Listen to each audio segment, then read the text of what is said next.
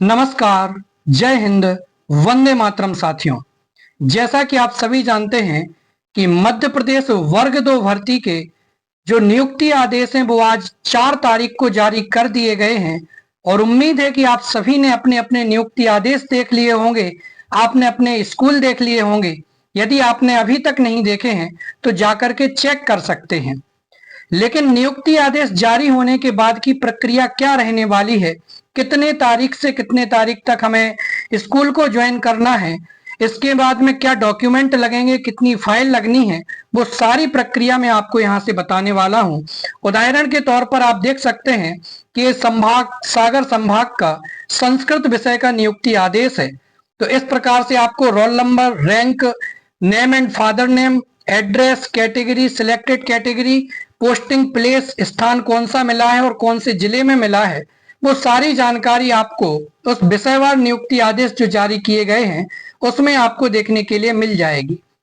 लेकिन इसके बाद की प्रक्रिया क्या रहने वाली है, कौन कौन से डॉक्यूमेंट इसमें लगने वाले हैं और क्या क्या होने वाला है, वो आप यहाँ पे देख लीजिए। यहाँ पर आपके वेतनमान को बता दिया है, 6वां वेतनमान, ठीक है, ये सारी बातें। लेकिन मूल मुद्दा अभी अपन को यहाँ पे देखना है कि कितने तारीख से लेकर के कितने तारीख तक के बीच में हमें ज्वाइनिंग करनी है। तो ये जो 5वां पॉइंट दिया है कि संबंधित अभ्यर्थी को, जिस विषय से आपका सिलेक्शन हुआ है, उस अभ्यर्थी को 7 जुलाई 2026 से 15 जुलाई 2026 के बीच पद स्थापना स्थल पर उपस्थिति देनी होगी। यानी आपको लगभग 8 से 9 दिन का समय दिया गया है, आपको इतने दिनों के अंदर इस स्थान पर ज्वाइनिंग लेनी होगी। माध्यमिक शिक्षक पद पर उपस्थिति के समय संबंधित अभ्यर्थी को निम्नानुसार दस्तावेज प्रस्तुत करने होंगे। समस्त अभ्यर्थी आवश्यक समस्त अभिलेखों की मूल प्रति एवं उसकी 3 स्वप्रमाणित प्रतियों के सेट साथ में लाएंगे। अभिलेखों का सत्यापन मूल दस्तावेज से जिला शिक्षा अधिकारी अथवा उनके द्वारा अधिकृत अधिकारी के समक्ष कराएंगे। दस्तावेजों की सूची निम्नानुसार है। यानी ठीक है ना, अभिलेखों का सत्यापन जो होगा वो जिला शिक्षा अधिकारी या फिर उन्हीं के द्वारा जो अधिकृत अधिकारी हैं उनके सामने किया जाएगा। लेकिन इसमें डॉक्यूमेंट क्या क्या लगने वाले हैं, तो सबसे पहला डॉक्यूमेंट आपका नियुक्ति आदेश, यानी जो ये पीडीएफ आपको दिखाई दे रही है यही आपके नियुक्ति आदेश है। तो ये नियुक्ति आदेश आपको लेकर के जाना है, इनकी फोटोकॉपी और 3 आपको सेट बनाने हैं, ठीक है ना, तो तीनों में होना चाहिए। इसके अलावा आपकी पासपोर्ट साइज फोटो लगेगी, आधार कार्ड भी आपका लगेगा, रजिस्टर्ड मोबाइल नंबर और ईमेल एड्रेस, ठीक है। इसके बाद में तीसरा पॉइंट, जाति प्रमाण पत्र, सक्षम स्तर से जारी किया हुआ नवीनतम अनुसूचित जनजाति, अनुसूचित जाति, अन्य पिछड़ा वर्ग प्रमाण पत्र, यानी SC ST OBC वगैरह का जो जाति प्रमाण पत्र आपका नया लगाया हो तो वो जाति प्रमाण पत्र भी आपका लगेगा। इसके अलावा जिनका चयन EWS से हुआ या जिन्होंने EWS लगाया था उन सभी का यहाँ पर आर्थिक रूप से कमजोर प्रवर्ग EWS के अभ्यर्थियों के लिए EWS प्रमाण पत्र भी यहाँ से लगेगा। मूल निवासी प्रमाण पत्र, यदि आप MP के विद्यार्थी हैं तो मूल निवासी प्रमाण पत्र आपको लगेगा। स्थायी निःशक्तता, यदि आपके पास में दिव्यांगता है किसी भी प्रकार की तो दिव्यांगता का प्रमाण पत्र, न्यूनतम 40% स्थायी दिव्यांगता का मेडिकल बोर्ड का वैध प्रमाण पत्र, जिन अभ्यर्थियों की नियुक्ति दिव्यांग श्रेणी में हुई है उन्हीं के लिए आदेश लगेगा। अतिथि शिक्षक अनुभव प्रमाण पत्र, जिनका चयन अतिथि शिक्षकों की कोटे से हुआ है उनको अपने अतिथि शिक्षकों के प्रमाण पत्र लगाने होंगे। जिन अभ्यर्थियों की नियुक्ति अतिथि शिक्षक के अनुभव प्रमाण पत्र के आधार पर हुई है उनको अतिथि शिक्षक का अनुभव प्रमाण पत्र भी यहाँ से लगाना होगा।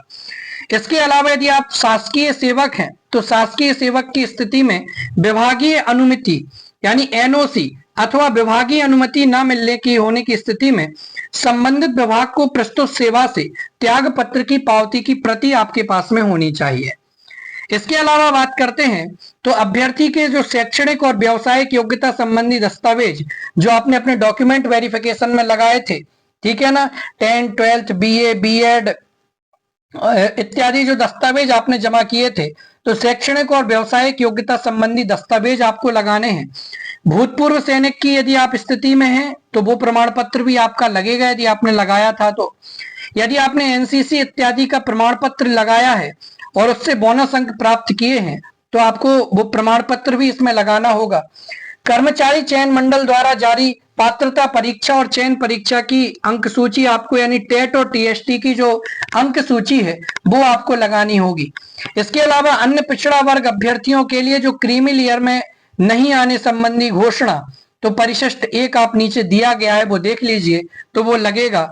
और संलग्न शपथ पत्र नोटराइज्ड परिशिष्ट 2 ये सभी के लिए करना है, तो ये शपथ पत्र यहाँ पे दिया गया है उसको नोटराइज आपको यहाँ पे करना होगा। महत्वपूर्ण दस्तावेज देखते हैं। बिंदु 5 में उल्लेखित दस्तावेजों के जिला शिक्षा अधिकारी द्वारा परीक्षण उपरांत पात्र पाए जाने पर संबंधित अभ्यर्थी को पद स्थापना स्थल पर पदभार ग्रहण करने की अनुमति प्रदान की जाएगी। नियुक्ति आदेश जारी होने के दिनांक से 15 दिन के भीतर मेडिकल बोर्ड का चिकित्सा प्रमाण पत्र एवं चरित्र प्रमाण पत्र यानी पुलिस वेरिफिकेशन भी प्रस्तुत करना होगा।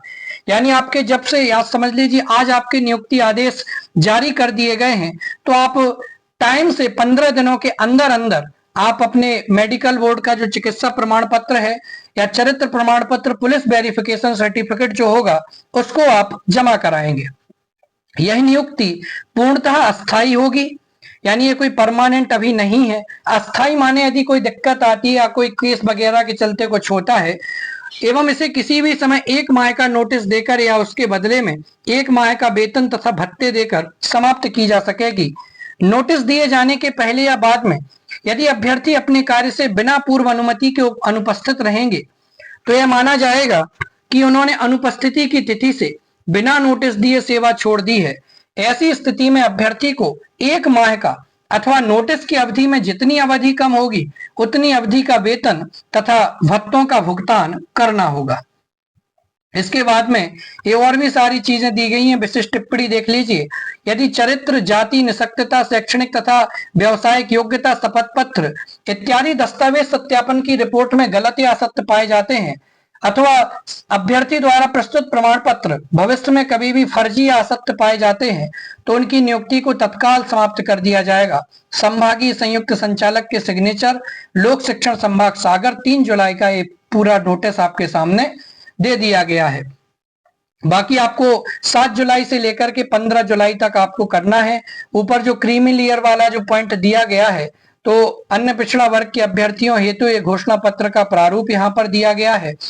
और ये जो शपथ पत्र परिशिष्ट 2 जो कि सभी विद्यार्थियों को करना है, ये शपथ पत्र आपको नोटराइज कराना है। यहाँ पर आपकी फोटो लगेगी और यहाँ पर और भी सारी चीजें आपको भर करके इसको नोटराइज कराना होगा, अपनी फाइल में अटैच करना होगा।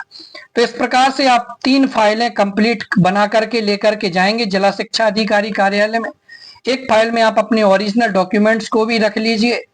इसके अलावा जितने भी डॉक्यूमेंट आपने पहले लगाए थे वो सारे के सारे तो लगना है। इसके अलावा अभी यहाँ पर जो आपका शपथ प्रमाण पत्र बढ़ जाएगा, किसी का ओबीसी वाला ये परिशिष्ट में जो ये प्रमाण पत्र दिया गया है शपथ प्रमाण पत्र वो भी बढ़ जाएगा, आपका नियुक्ति आदेश भी लगेगा। तो इस प्रकार से सारी प्रक्रिया रहने वाली है।